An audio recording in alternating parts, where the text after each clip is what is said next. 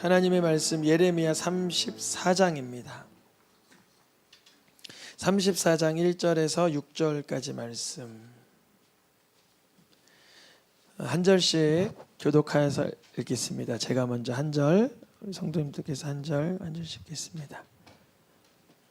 바벨론의 느부갓네살 왕과 그의 모든 군대와 그의 통치 하에 있는 땅의 모든 나라와 모든 백성이 예루살렘과 그 모든 성읍을 칠 때에 말씀이 여호와께로부터 예레미야에게 임하여 이르시되 이스라엘의 하나님 여호와께서 이와 같이 말씀하시니라.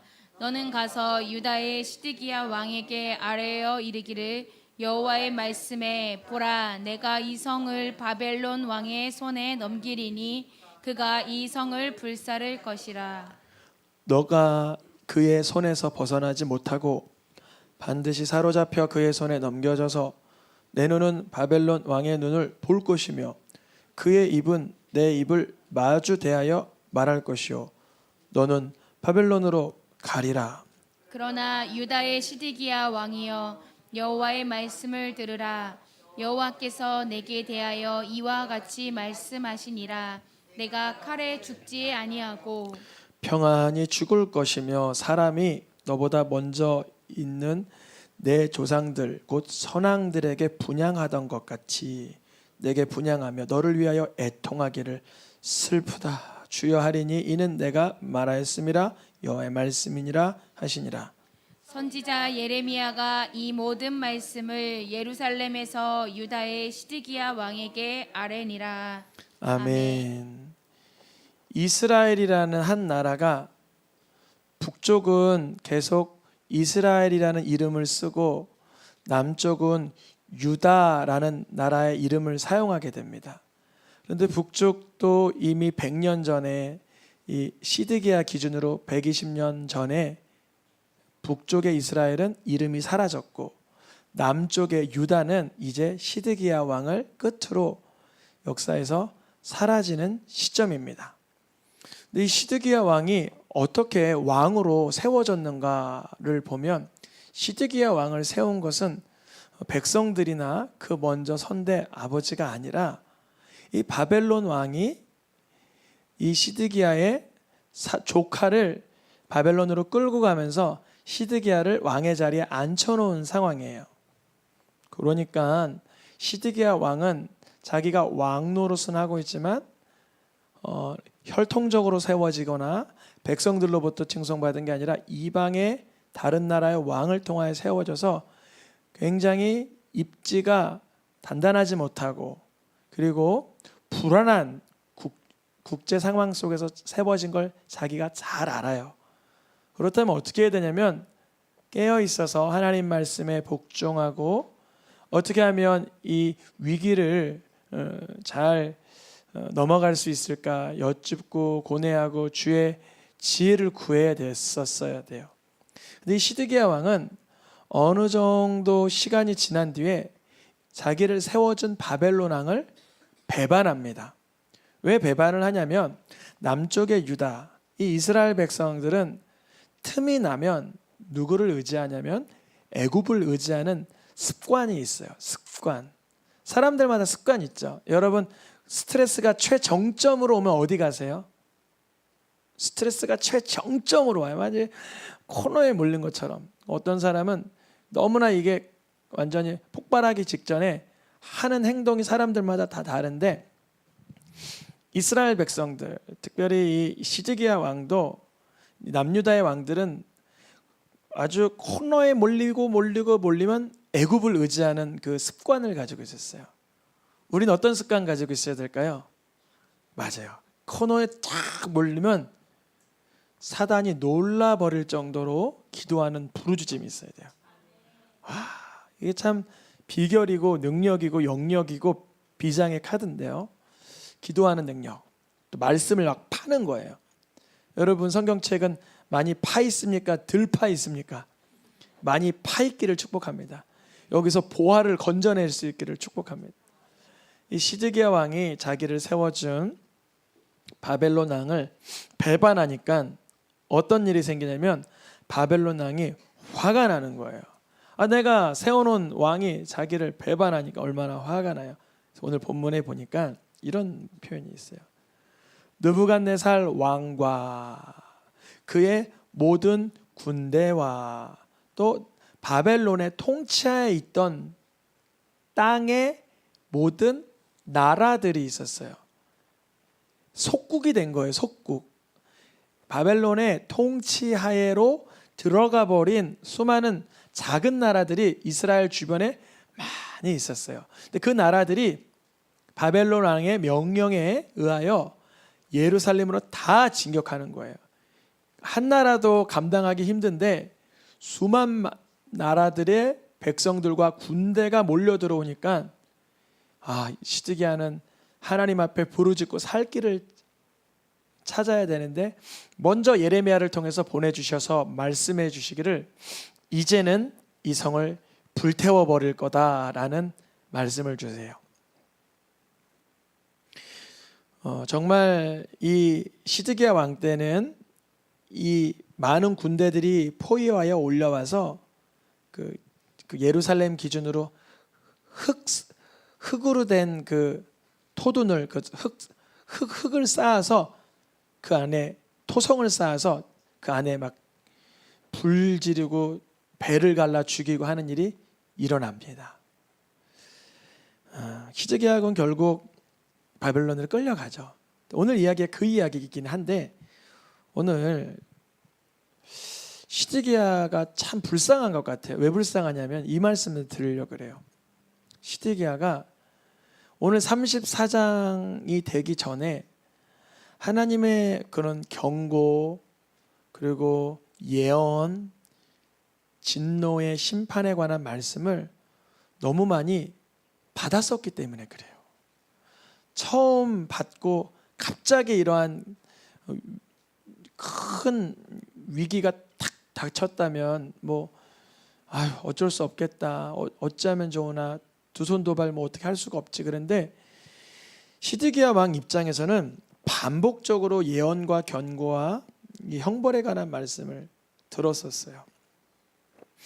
먼저 한참 12장 넘어가서 21장에서 예레미야가 시드기야에게 이렇게 말하라 라는 하나님의 말씀을 가지고 이렇게 경고한 적이 있었어요. 27장에도 유다왕 시드기야에게 전하라 하면서 하나님의 말씀을 전한 적이 있어요. 32장에도 여호와 말씀이 예레미야에게 임하여 전했어요. 근데 여기서 저는 다른 사람을 본 게 아니라 저를 발견했어요. 저도 살아오면서 하나님의 말씀에 이런 걸 하지 말아라, 이런 걸 사모해라, 이런 거를 순종해라, 이런 말씀을 여러 번 들었을 거 아니에요. 시드기야가 예레미야에게 21장, 27장, 32장 들었던 것처럼. 근데 결국에 오늘 34장 와서 불타버리게 되는 끔찍한 결말을 맞이했는데, 결말이 있기 전에 주님은 여러 번 반복적으로 경고와 예언을 주셨다는 거죠. 우리도 그래요. 저부터 하나님의 말씀, 쉬지 말고 기도하라, 깨어 있어라, 감사하라, 기뻐하라, 또 예수님을 따라가라, 성령 충만하라. 여러 많은 말씀들을 기억하고 읽고 사는데 그것을 내가 경홀히 여기거나 가벼이 여길 때 있다는 거죠. 근데 그것이 반복되면 어떻게 되냐면 사람이 익숙해져요. 그래서 별일이 안 일어날 걸로 스스로 여기고 말씀이 업신여김을 당하게 돼요. 시드기야 입장이 그랬던 거예요. 예레미야가 말하면 말도 잘해줘요. 이게 시드기야가 궁금하면 예레미야 데리고 오라 그래요. 예레미야 좀 데리고 와라. 예레미야 혹시 너 여호와께로부터 받은 말씀이 있어? 그러니까 예 있나이다. 바벨론 안의 손에 넘겨주십니다. 같은 말을 계속해요. 뭘 물어보면 맨날 이 얘기야. 그래서 또 시드기야가 궁금한 거예요. 왜냐하면 예레미야가 또 이렇게 하나님의 계시를 받은 선지자이니까 궁금한 거예요. 그리고 또 시드기야가 궁지에 물리면 또 예레미야 데리고 오라 그래요. 뒤쪽으로 좀 데리고 와. 예레미야야, 나한테 숨기지 말고 얘기 좀 해줘 막 그래요. 요 장면을 보면 말씀을 듣고자 하는 마음이 있는 것 같기도 한데 이건 호기심이라 그래요. 호기심. 순종하려고 듣는 마음이 아니라 궁금한 거 있죠. 세상에서 제일 궁금증 많은 존재가 누구냐면 사단 마귀예요. 사단 마귀는 엄청 궁금해요. 모든 게 다 궁금해. 근데 순종하려고 궁금한 게 아니라 교만하고 싶어서. 그냥 내가 알아. 나는 알아. 난 알고 있어. 근데 순종은 없어요. 시드기야 왕의 상태가 그랬어요. 하나님의 말씀 받은 거 있어? 하나만 좀 물어볼게. 숨기지 말아봐. 나한테만 좀 얘기해줘. 막 그래요. 근데 아무런 하나님의 나라와 유익이 없는 그런 궁금함이었어요. 시드기야 왕 때로는 말씀만 궁금한 게 아니라 기도 부탁도 잘하는 왕이었어요. 예레미야야, 하나님께 기도 좀 해줘. 기도 좀 해줘. 막 그래. 나 두려워 지금. 덜덜덜 떨려. 막 그래요. 기도. 그러니까 지금까지 읽은 내용으로 보면 기도하는 왕 시드기야. 말씀이 궁금한 시드기야. 근데 뭐가 없던 거냐면 순종이라는 근처도 안 가는 왕인 거예요. 우리가 하나님의 말씀을 궁금해하고 호기심 갖고 기도하는 것 좋습니다. 근데요, 단순한 데서 순종할 수 있도록 주님께 엎드려져야 돼요. 정말 단순한 거. 아내를 생명을 다하여 사랑하라. 부모를 공경하라. 자녀를 말씀으로 양육하라. 쉬지 말고 기도하라. 이런 아주 담백한 단순한 말씀들에게 있어서 순종할 수 있도록 준비가 되시면 주님이 정말 비밀한 걸 열어주시고 능력을 주십니다. 시드기야 왕은 여러 번 예언을 받았어요. 말씀도 궁금했어요. 그리고 힘들 땐 방금 보이는 말씀처럼 기도 부탁도 했어요. 그런데 그에겐 순종이 없었어요. 근데 감사한 건 사람이 너무 힘들어지면 믿음 생활, 종교 생활하는 사람들이 잘 반응하는 것 중에 하나가 뭐냐면 내가 뭐 잘못한 거 있나 이렇게 돼요. 맞죠? 뭔가 좀 상황이 좀 안 좋고 어려워지면 내가 좀 잘못한 거 있나 그래요. 그래서 예레미야 34장 8절에 보니까 이렇게 돼 있어요. 시드기야 왕이 예루살렘에 있는 모든 백성과 한 가지로 하나님 앞에 계약을 맺고 자유를 선포하였다 이렇게 돼 있어요. 자유를 선포하였다. 이게 왜 그랬을까요? 왜 시드기야 왕이 사람들에게 자유를 선포해 줬을까요? 학자들마다 이게 의견이 좀 있는데 성이 이게 왜 이방 군대에게 둘러싸여서 종들에게 먹을 것조차 없었던 거예요. 그리고 종들이라도 풀어놔야 얘네들이 나가서 뭐 싸우든가. 그러니까 긍정적인 의도에서 한 건 아니지만 그래도 이건 말씀에 있는 내용이에요. 같은 히브리 민족을 종으로 삼지 말라. 만약 종으로 삼았더라도 6년 있으면 자유로 풀어주어라 이랬어요. 그래서 시드기야가 고민하다가 왜 이렇게 우리나라에 어려운 일이 생겼을까? 혹시 히브리 동족을 종으로 부려서 하나님이 노하셨나? 착한 일 좀 해보자 하면서 히브리 민족에게 자유를 선포했어요. 그런데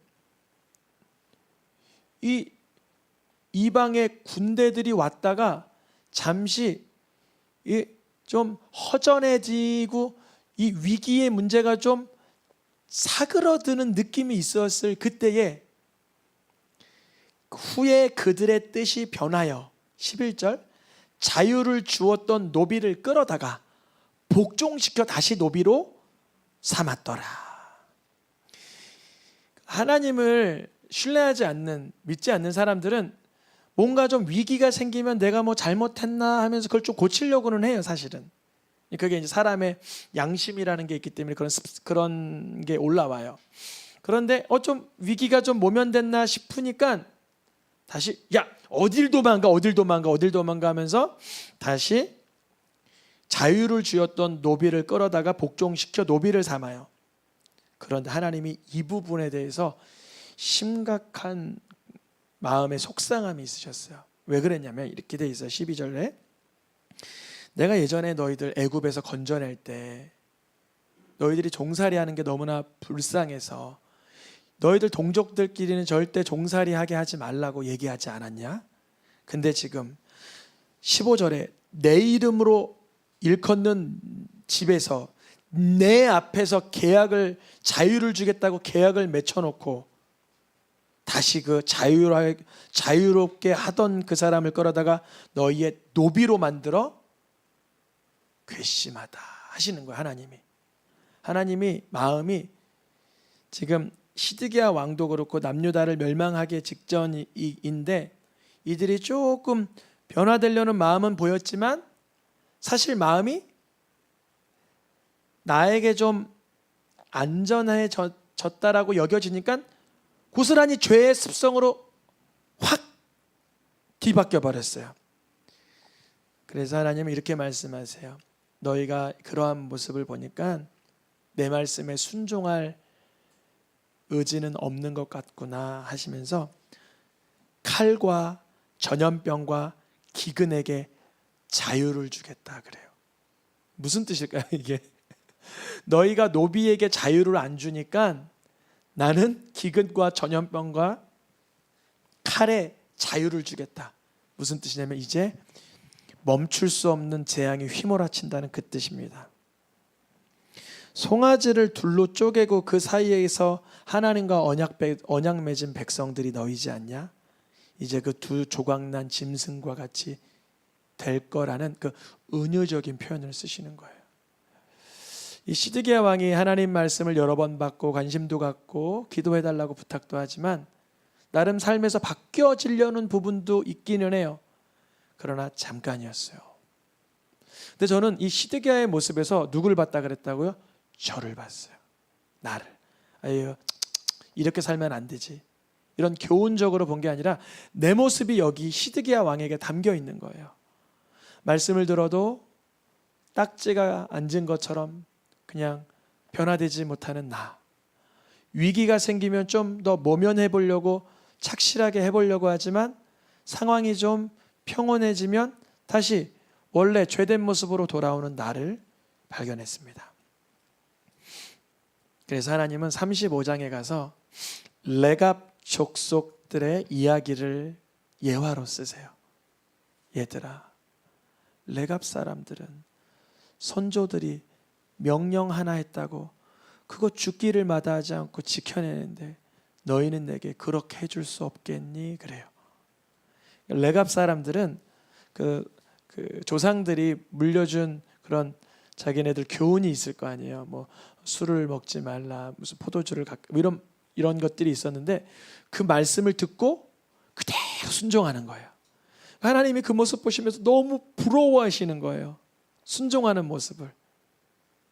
하나님이 우리 모습 통해서 기뻐하시기를 원합니다. 우리도 순종할 수 있기를 하나님 앞에 순종할 능력 달라고 구하시기를 축복합니다. 그러기 위해서는 예수 그리스도를 또 바라봐야 돼요. 예수님은 순종의 대가예요. 순종의 마스터예요. 순종의 최정점에 있는 분이세요. 이 시드기야 왕은 잠깐이나마 왜 노비로 삼았던 히브리 족속을 풀어주는 순종을 왜 했어요? 누구를 위해서? 자기를 위해서. 근데 예수님은 순종을 왜 하셨냐면 우리를 위해서. 한번 노란 글씨 읽어보겠습니다. 히브리서만 읽어보겠습니다. 고난으로 순종함을 배워서 자기에게 순종하는 모든 자에게 영원한 구원이 근원이 되시고, 예수님은 왜 하나님의 말씀에 완벽한 순종을 통하여 우리에게 그 모본을 보여주냐면 우리에게 구원의 근원이 되어 주시려고 그러신 것입니다. 예수님의 십자가 사건의 순종은 자기 자신을 위한 게 아니라 우리를 위한 거였어요. 우리의 구원을 위해서. 어디까지 순종하세요? 십자가에 죽기까지 복종하심으로 말미암아 그 한 사람의 순종하심으로 우리같이, 마치 제가 깨달은 거지만 시드기야와 같은 나를 무엇이라고 불러주세요? 의인이라고 불러주세요. 예수님의 핏값으로 말미암아. 하나님은 예레미야 선지자를 통해서 시드기야 얘기를 왜 주셨냐면 우리를 거울 삼으라고. 시드기야는 참 못된 왕이야, 이렇게 하면 교훈적인 설교는 될 수 있지만 거기서 나를 발견해야 돼요. 아, 시드기야가 여러 번 말씀을 듣고도 그것이 익숙해져 버렸구나. 그가 위기가 다가왔을 때 말씀이 궁금하고 기도도 부탁했지만 사실은 순종하려고 함이 아니었구나. 그가 회개하여 순종하려고 노력했지만 평온해지니 다시 노비로 삼았던 사람을 자유 줬다가 데리고 오는 것처럼 죄가 반복되고 있구나. 나는 혹시 시드기야 같은 면모는 없을까? 우리를 되돌아보기를 원합니다. 그러하면서 내가 죄인이구나 거기서 마치는 게 아니라 예수 그리스도의 십자가 보혈의 의미가 나를 건지시기 위한 선물이요 그분의 은혜라는 게 같이 발견되죠. 시드기야 왕은 결국 하나님의 말씀을 어겨서 그의 아들들도 죽임을 받고 그는 바벨론으로 끌려가 두 눈 뽑히게 되는 끔찍함을 살게 됩니다. 이것을 히브리서에서 뭐라 그러냐면 모세의 법을 패한 자가 죽임을 받은 상황이다, 이렇게 표현을 해줘요. 누구의 법? 모세의 법. 시드기야는 모세의 법, 율법에 동족을 종삼지 마, 그리고 종삼더라도 6년 만에 풀어줘 했던 거를 다 어긴 거예요. 그래서 그의 인생 끝날은 죽임이었고 멸망이었고 절망이었어요. 근데 만약에 우리가 예수님이 나를 위해 십자가에 돌아가신 걸 알고 하물며 모세의 법을 패한 시드기야도 죽었거늘 하나님의 아들이 나를 위해 흘린 보혈, 언약의 피를 함부로 여기고 부정한 것으로 여기고 성령의 역사를 욕되게 하는 자가 받을 형벌은 얼마나 더 무겁겠느냐라고 한번 생각해 봐라. 우리가 예수 그리스도의 이름을 들을 때 내가 불순종한 것으로 인해서 예수님 철저히 죽임을 당하셨는데 그 사건을 욕되게 하는 자, 그 예수님의 십자가 사건을 짓밟는 자, 그걸 부정한 것으로 여기는 자는 얼마나 더 형벌이 무겁겠느냐라고 우리를 깨닫게 하기 위해서 반문하시는 것입니다. 오늘 시드기야 왕 이야기를 통해서 내 모습을 발견했다면 예수님의 피가 나를 위해 흘리신 보혈임을 기억할 수 있기를 축복합니다. 이같이 히브리서 기자가 말하는 이유는 구원에 속한 게 예수께 분명히 있음을 알려주려고 하는 거예요. 하나님의 아들 예수 그리스도 잘못 믿으면 미끄러지는 거구나, 이렇게 말하려는 의도가 아니라 6장에 보면 이렇게 써 있어요. 그의 아들, 하나님의 아들을 십자가에 못 박아 드러내놓고 욕하는 것이거늘 사랑하는 자들아 이렇게 말하나 이보다 더 좋은 것, 구원에 속한 것이 있음을 확신하노라 그래요. 어떤 이야기냐면 우리가 예수님을 믿다가 불순종하게 되고 예수님을 좀 이렇게 외면하고 할 때 그것은 구원을 잃어버린다는 게 아니라 모세의 법을 패한 자도 그렇게 끔찍한 결말을 맞이했다면 예수님을 믿고 사는 우리들은 얼마나 더 하나님이 귀한 것을 주셨는 것이냐라고 알려주시는 거예요. 우리가 삶을 살아가면서 예수님의 이름, 예수님의 그 순종하심, 나를 위해 십자가에 대신 피 흘려 죽으심의 그 은혜를 기억하고 묵상하다가 다시금 하나님의 말씀에 의의 병기로 쓰임받고 순종하게 되는 기사와 이적과 능력과 표적을 경험하시길 축복합니다. 찬양하며